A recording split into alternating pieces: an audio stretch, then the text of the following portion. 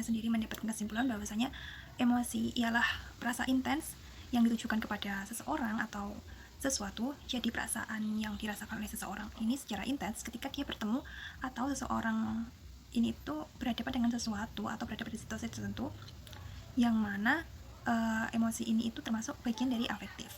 Nah, emosi ini terbagi menjadi dua, yaitu emosi positif dan emosi negatif. Emosi positif ini sendiri seperti kita merasakan bahagia, bangga kepada diri kita, merasakan kasih sayang. Sedangkan untuk emosi negatif sendiri seperti kita merasakan sebuah amarah, kekecewaan pada suatu hal tertentu. Dari melihat video tadi, saya sendiri mendapatkan kesimpulan bahwasanya emosi ialah rasa intens yang ditujukan kepada seseorang atau sesuatu. Jadi perasaan yang dirasakan oleh seseorang. Kemudian terkait dengan jenis-jenis teori emosi. Teori emosi sendiri yang pertama itu common sense. Teori ini mengaitkan antara emosi dengan reaksi fisiologis.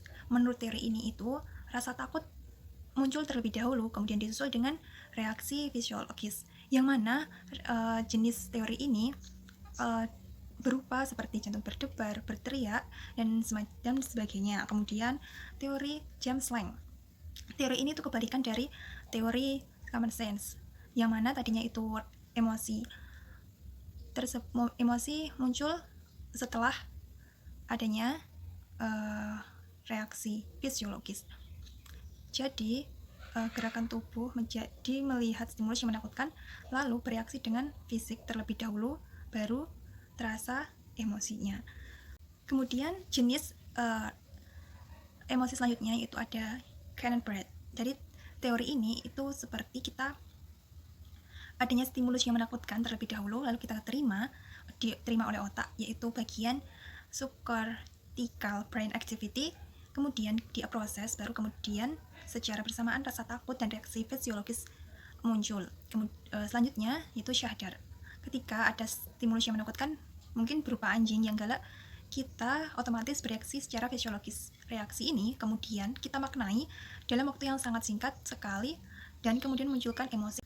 Kemudian emosi sendiri berkaitan dengan budaya, lalu menimbulkan suatu hubungan.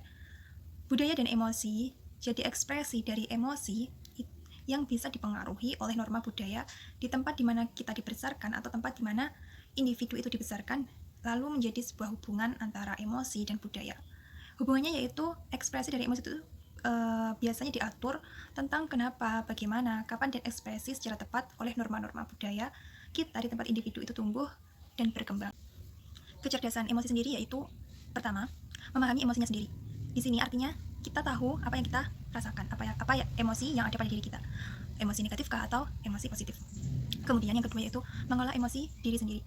Di sini emosi dikendalikan oleh kognisi. Misal kita akan berbuat emosi negatif, tapi emosi tersebut sudah dikontrol oleh kognisi. Jadi kita saat melakukan hal-hal negatif atau emosi kita negatif, hal tersebut bisa diatasi oleh akal atau logika kita. Kemudian memotivasi diri sendiri, artinya di sini kita bisa memegang kendali penuh atas emosi kita.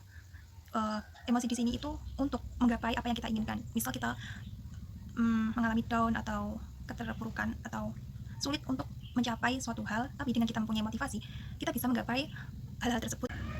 Selanjutnya yaitu kita bisa memahami emosi orang lain.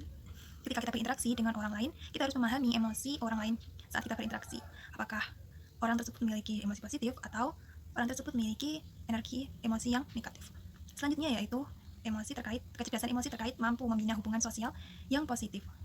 Maksudnya di sini kita bisa mengenali emosi orang lain, kita bisa menempatkan diri secara tepat, kemudian kita bisa membangun sebuah relationship atau hubungan sosial yang positif dan efektif terhadap orang lain.